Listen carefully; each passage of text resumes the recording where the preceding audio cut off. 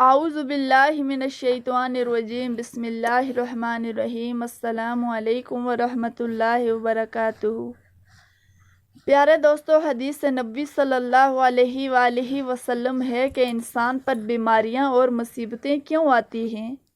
حضرت سیدنا سہیل خدری رضی اللہ تعالی عنہ بیان کرتے ہیں کہ رسول پاک صلی اللہ علیہ وآلہ وسلم نے فرمایا کہ بے شک جناب موسیٰ علیہ السلام نے فرمایا، اے میرے رب، تو اپنے مومن بندے کو دنیا میں غربت زدہ اور تنگ حال بنا دیتا ہے۔ اتنے میں جناب موسیٰ علیہ السلام کے لیے جنت کا دروازہ کھول دیا جاتا ہے اور وہ اس کی طرف دیکھنے لگتے ہیں۔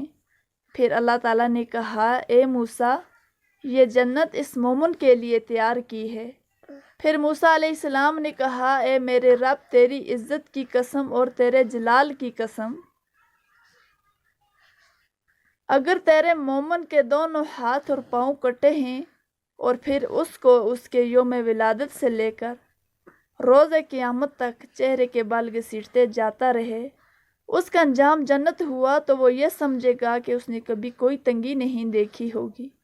پھر موسیٰ علیہ السلام نے کہا، اے میرے رب، تو نے اپنے کافر بندے کے لیے دنیا میں بڑی وسعت پیدا کی ہے۔ اتنے میں موسیٰ علیہ السلام کے لیے جہنم کی طرف ایک دروازہ کھولا گیا اور ان سے کہا گیا، اے موسیٰ علیہ السلام، یہ جہنم اسی کافر کے لیے ہے۔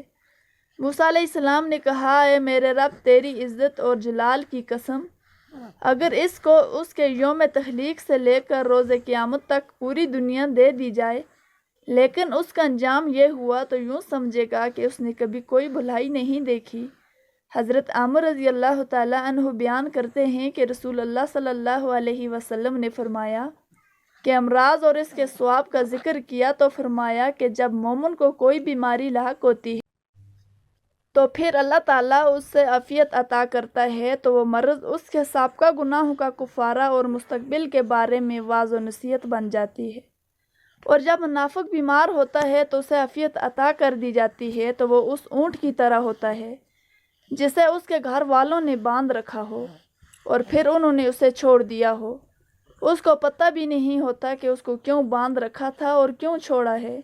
کسی شخص نے عرض کیا کہ یا رسول اللہ صلی اللہ علیہ وسلم، بیماریاں کیا ہوتی ہیں؟ اللہ کی قسم، میں کبھی بیمار ہوا ہی نہیں۔ تو آپ صلی اللہ علیہ وسلم نے فرمایا، تم ہمارے پاس سے چلے جاؤ، تم ہم میں سے نہیں ہو۔ حضور صلی اللہ علیہ وسلم نے ارشاد فرمایا، اللہ تعالیٰ اس شخص کے چہرے کو تر و تازہ رکھے جس نے مجھ سے کوئی حدیث سنی اور سن کر آگے بھیجی۔